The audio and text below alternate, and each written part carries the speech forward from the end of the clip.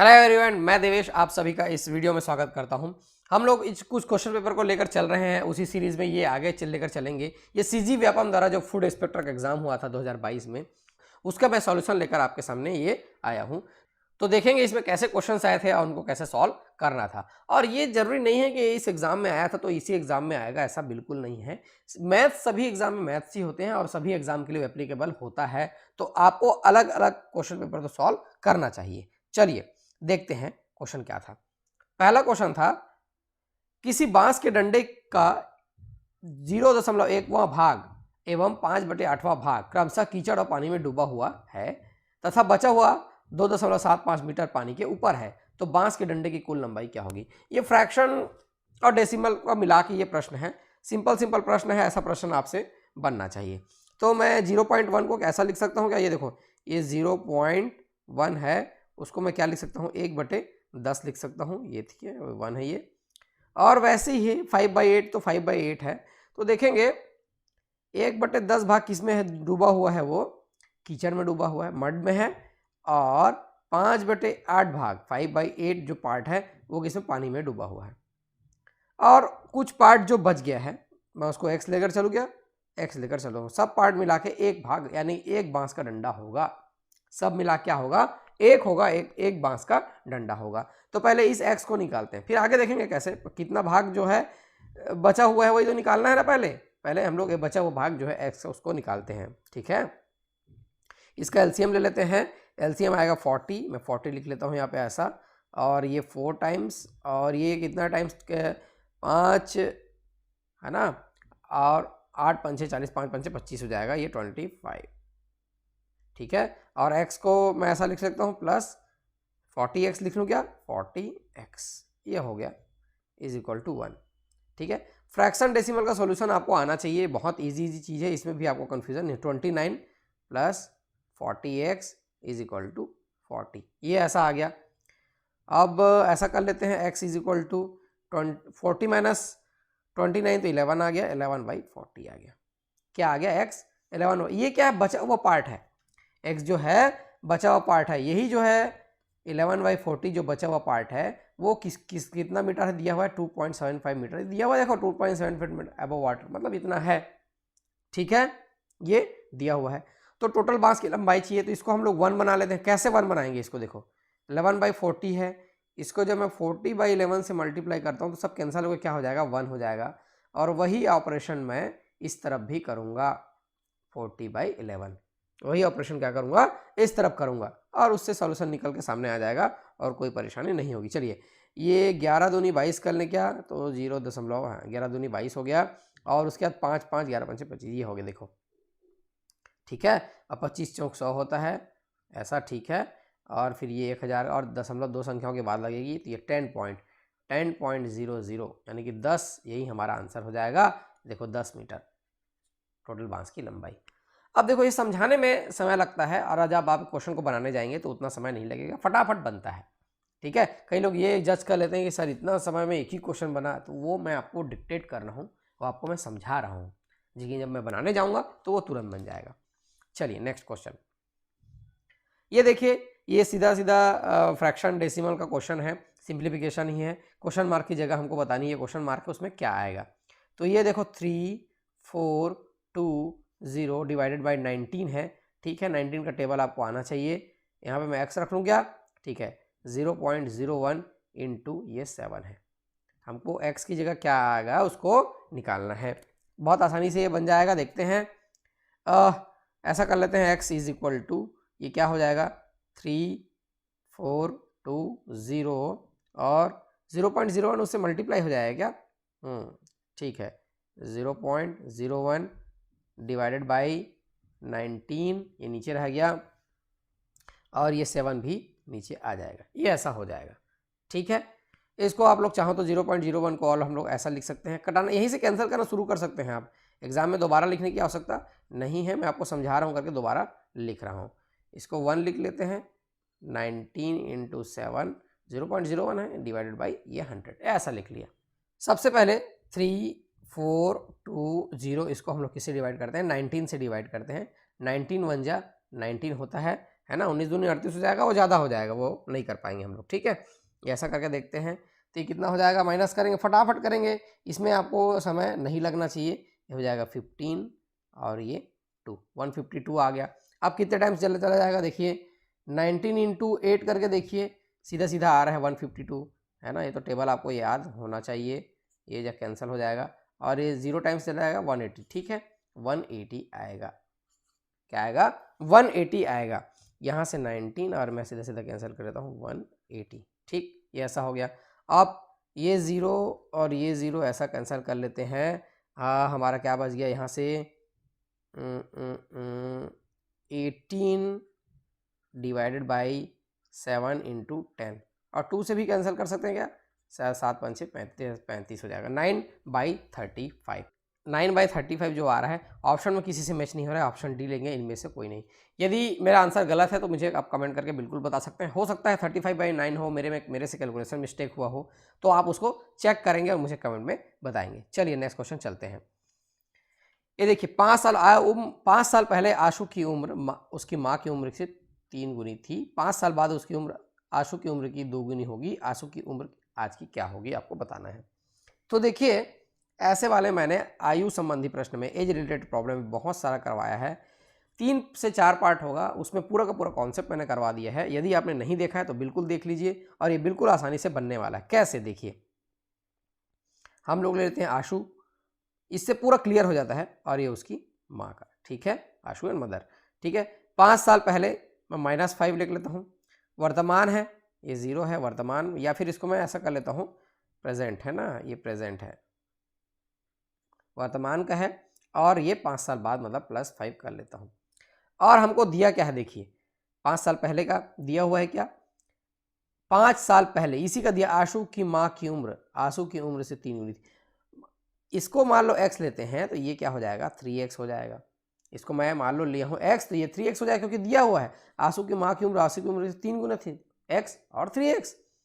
Present में चलेंगे तो इसको क्या करना पड़ेगा, x + 5 करना पड़ेगा, 5 साल आगे जाना है। तो फिर प्रेजेंट जो है, क्यों 5 साल +5 किए हैं, क्योंकि हमको डेटा जो दिया हुआ है -5 का दिया हुआ है, 5 साल पहले का दिया हुआ है, और आगे 5 साल चलना है तो x + 10 करना पड़ेगा, और ये भी 3x + 10 हो जाएगा। ये कंडीशन पहले कंडीशन के अकॉर्डिंग।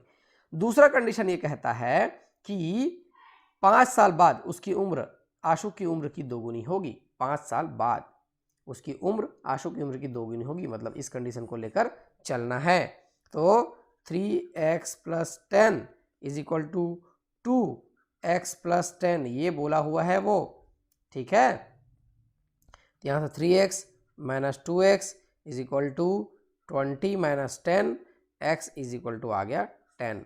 अब क्वेश्चन में क्या पूछा हुआ है, आशु की आज की उम्र क्या होगी। आज की उम्र आशु की क्या दिख रही है, x + 5, मतलब 10 + 5, ये हो जाएगा 15, ये हमारा हो जाएगा आंसर, ठीक है। ऐसे इसको बनाना है। तो देखिए आपसे आयु वाले क्वेश्चन में क्या होता है, लेने में गलती होता है, किसको प्लस ले किसको माइनस ले, और कौन सा x + 5 होगा। तो ऐसे आप टेबल फॉर्मेट में बना के चलेंगे तो बिल्कुल सही आएगा, कभी गलती नहीं, कभी भी गलती नहीं होगी आयु वाले क्वेश्चन में। तो चलिए नेक्स्ट क्वेश्चन चलते हैं। ये देखो सीता ने, ये थोड़ा सा लेंथी क्वेश्चन था इस क्वेश्चन पेपर का, देखेंगे इसको कैसे बनाना है। सीता ने 10% साधारण ब्याज की वार्षिक ब्याज की दर से 5,000 रुपये 2 वर्ष के लिए जमा किए, ठीक है। क्या बोला, 10%, तो 5,000 रुपये, पी रेट है 10%, टी है PRT/100 है, तो ये देखो कितना आ गया, यहाँ से 1,000 रुपये आ गया। उसका क्या है, ये सिंपल इंटरेस्ट है 1,000 रुपये। उसके खाते में 2 वर्ष 50 कितना अधिक पैसा जमा होता है, सिंपल इंटरेस्ट तो इतना जमा होगा। यदि अर्धवार्षिक चक्रवृद्धि दर हो, यही जो है, मान लो अर्धवार्षिक चक्रवृद्धि होता तो कितना अधिक पैसा जमा होता, ये वो पूछ रहा है। तो देखो पहले हम लोग क्या निकालते हैं, अमाउंट निकालते हैं, क्योंकि CI के फार्मूला जान रहे हो, P1 + R/100 to the power n, ठीक है। यहाँ से प्रिंसिपल है 5,000 मैं रख लिया हूँ, 1 प्लस रेट ऑफ इंटरेस्ट क्या है, यहाँ पे 5% है, लेकिन अर्धवार्षिक करने से वो रेट ऑफ इंटरेस्ट यहाँ 10% है, अर्धवार्षिक करने से वो 5% हो जाएगा, है ना। और 2 वर्ष के लिए 2 साल में कितने अर्धवार्षिक होंगे, कितने हाफ ईयर होंगे, तो 4 हाफ ईयर होंगे, तो 4 से पावर 4 हो जाएगा, ठीक है। यहाँ से 1 + 5/100 है, तो 105/100 उसको ऐसा लिख सकते हैं, और ये हो जाएगा 21/20। ये तो बगल में कैलकुलेट कर लेंगे, उसी में स्टेप आगे बढ़ाएंगे तो बार बार लिखना पड़ेगा पूरी चीज़ को। तो 21/20, 21/20, देखो ये 21/20, अगेन 21/20। यहाँ से आप 0 0 वगैरह को कैंसिल कर सकते हैं, इसमें कोई दिक्कत नहीं है।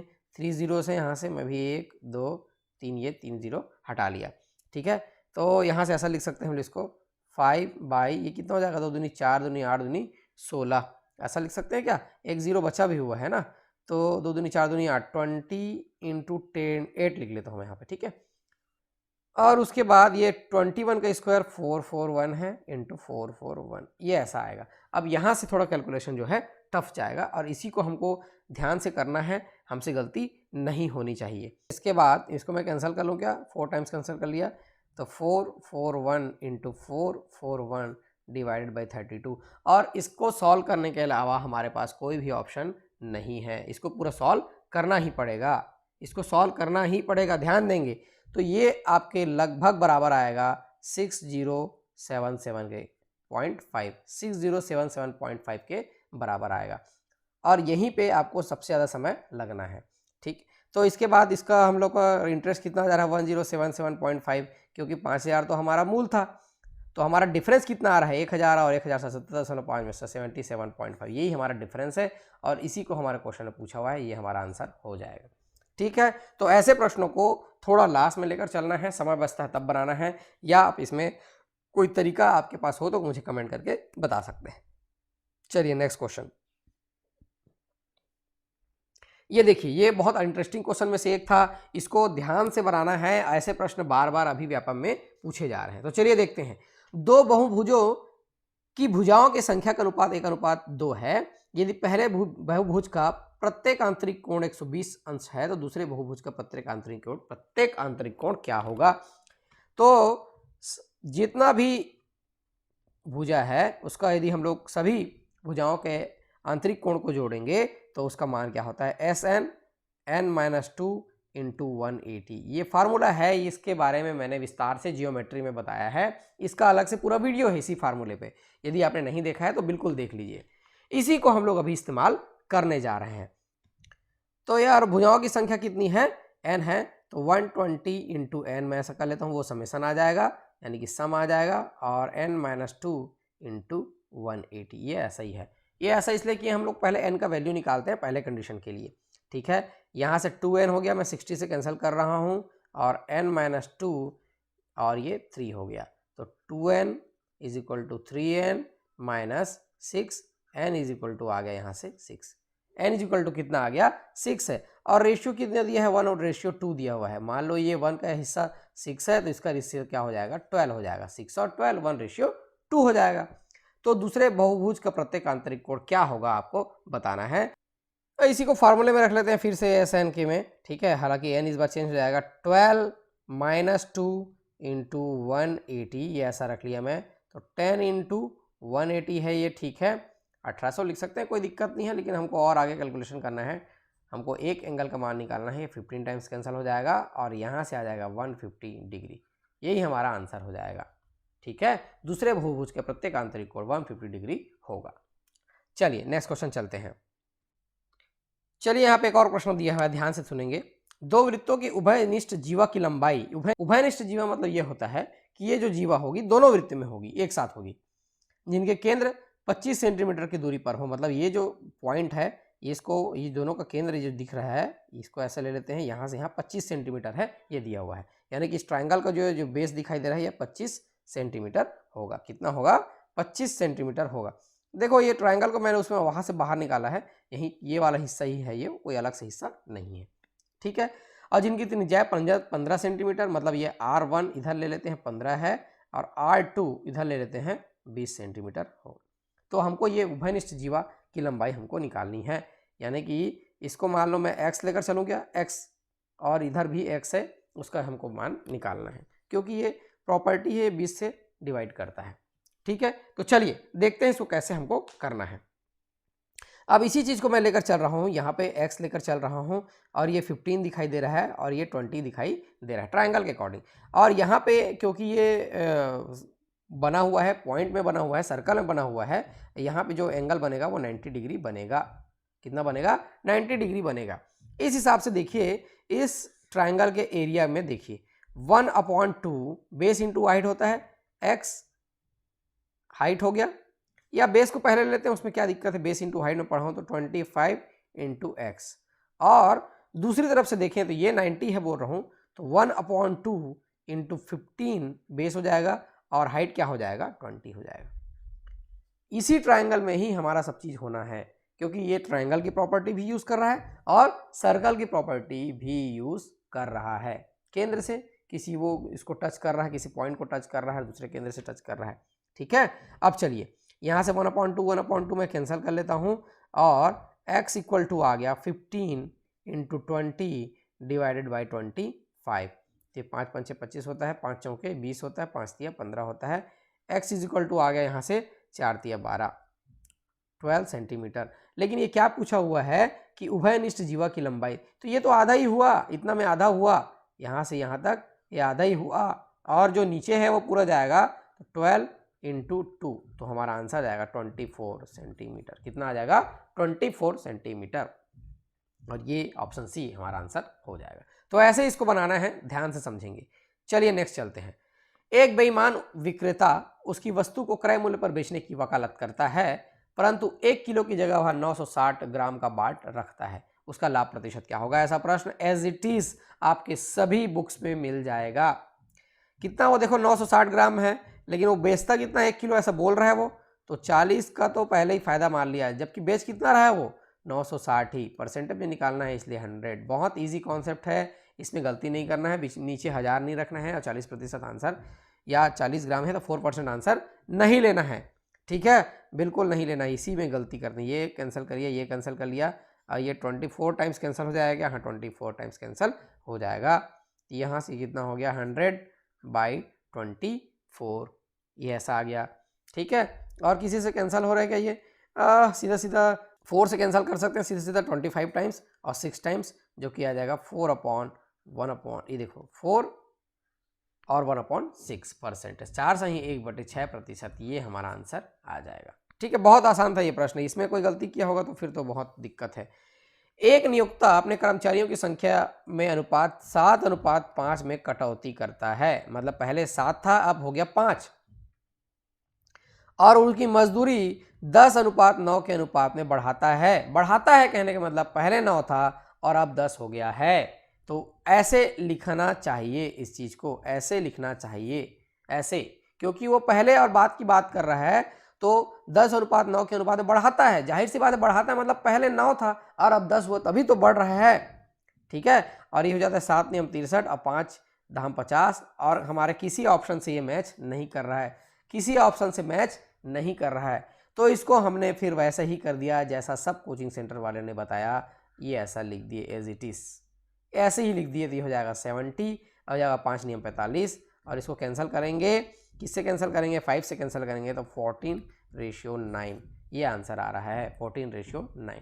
ठीक है, ऑप्शन बी इसका आंसर हो जाएगा। लेकिन इस सॉल्यूशन से मैं पूरी तरह सहमत नहीं हूँ, कहीं ना कहीं यदि आप इसमें दावापत्ती करते तो ये और जो क्वेश्चन है वो कैंसिल हो जाता, क्योंकि यहाँ पे बढ़ता है, जो लिया हुआ है वो गलत लिया हुआ है। कहीं ना कहीं पूरी तरह से मैं सहमत नहीं हूँ, आप कमेंट करके बताएंगे। हाँ, आंसर लाना है तो हम कैसे भी ला सकते हैं, वो बात अलग है। ठीक है, चलिए, किसी मशीन के अवमूल्यन मतलब उसका डेप्रिसिएशन हो रहा है की दर 10% प्रतिवर्ष है, यदि उसका वर्तमान मूल्य 1,62,000 है तो 2 वर्ष पश्चात और पहले उसके मूल्य क्या होंगे, आपको बतानी है।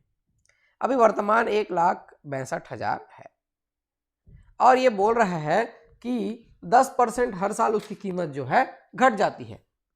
कीमत क्या है? 1 - 10/100, 10% हर साल घट जाती है, यानी कि हो जाती है 90/100, यानी कि 9/10 हो जाती है। क्या हो जाती है? 9/10। तो चलिए ठीक है, अभी ये है तो 2 वर्ष बाद क्या होगा? 9/10 इंटू 9/10, ये कर लेते हैं हम लोग, ये दोनों जीरो कैंसिल कर लिए, ये कैंसिल कर लिए। ठीक है, यहाँ पे एक कैलकुलेशन आपको लगेगा 1620 इंटू 81, यही एक कैलकुलेशन है जो लगेगा। और किसी किसी क्वेश्चन में क्या रहता है, कैलकुलेशन के बिना बनता है, किसी किसी में एक्स्ट्रा लगता है। तो ऐसे में ही आपका क्या होता है, समय जो है मैनेज होता है। सब में लगने लगा तो मैनेज नहीं होगा।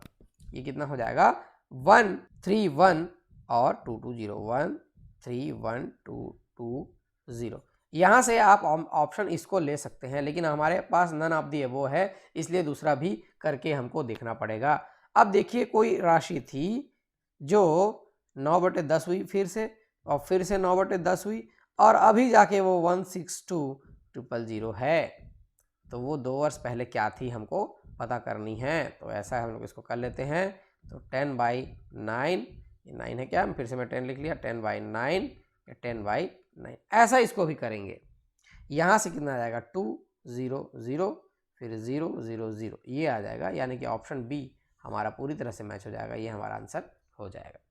ठीक है, ये बहुत इजी क्वेश्चन में से एक है ना। चलिए और इजी एक क्वेश्चन देख लेते हैं।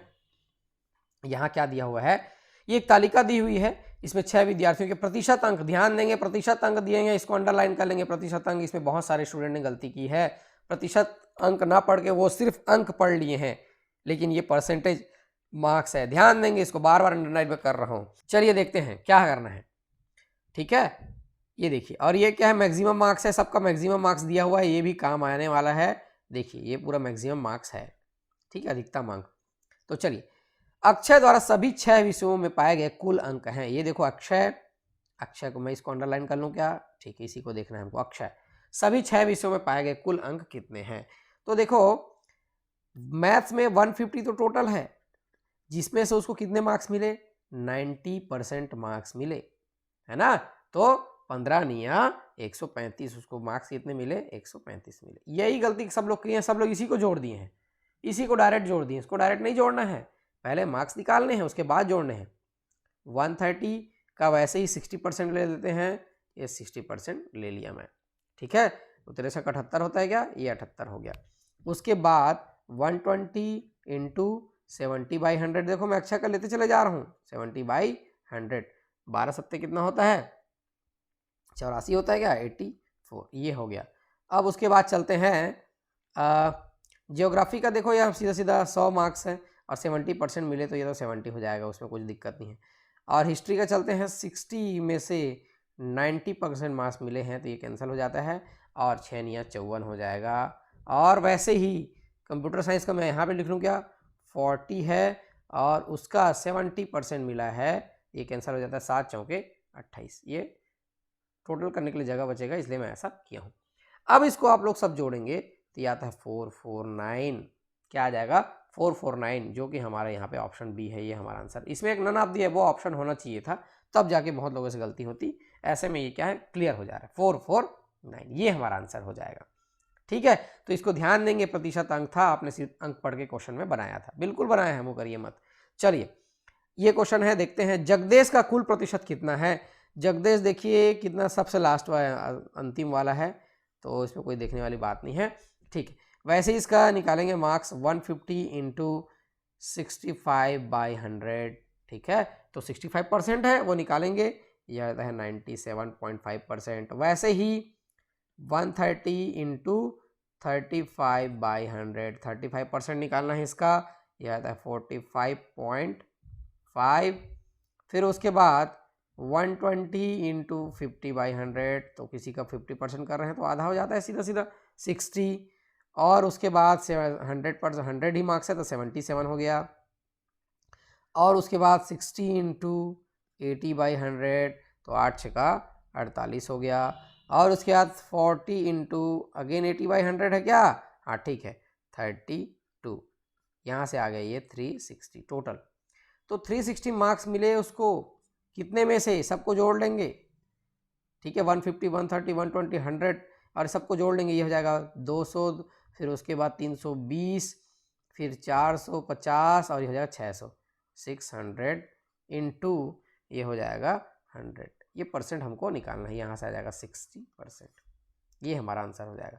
ऐसे इसको बनाना है, बहुत लोगों ने गलती किया है, कोई बात नहीं। चलिए एक और क्वेश्चन है, ये बहुत इजी क्वेश्चन था, इसमें तो आपको गलती करना ही नहीं चाहिए था, फिर भी किए होंगे, तो देखिए क्या पूछा हुआ, उन विद्यार्थियों की संख्या जिन्होंने सभी विषयों में 60% या उससे अधिक अंक प्राप्त किए हैं। तो देख लीजिए डिजिट, ये 50 उससे कम हो गया, कैंसिल कर दीजिए, और यहाँ पे 40 उससे कम हो गया, कैंसिल कर दीजिए, और इसमें 60 तो है लेकिन उससे कम नहीं है, मतलब ये राइट हो गया।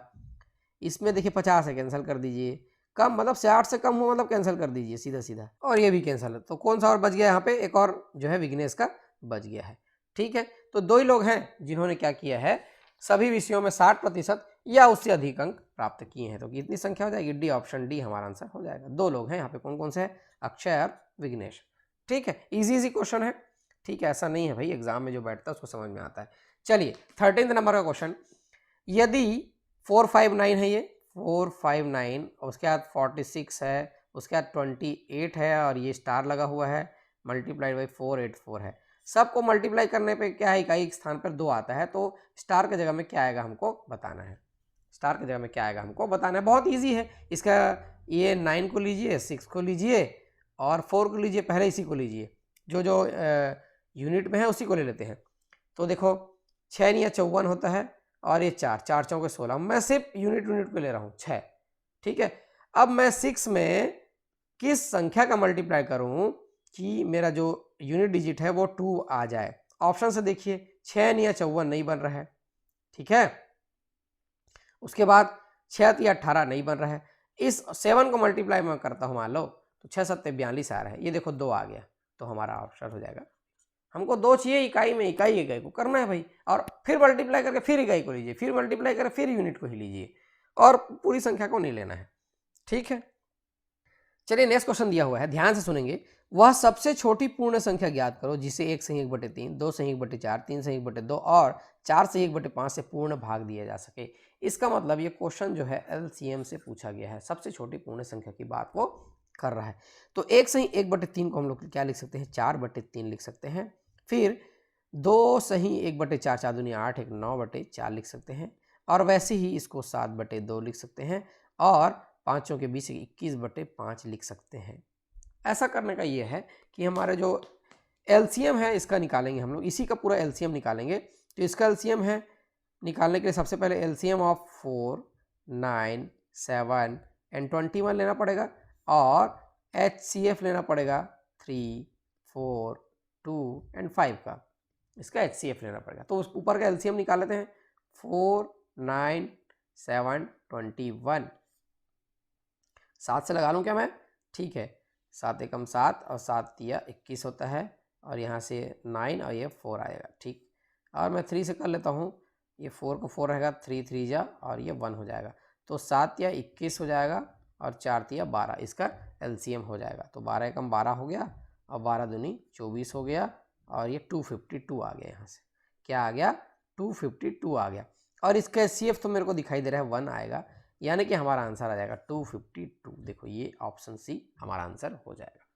ठीक है, तो ऐसे ही इसको बनाना है। आपके पास यदि कोई दूसरा सॉल्यूशन है तो बिल्कुल मुझे बता सकते हैं।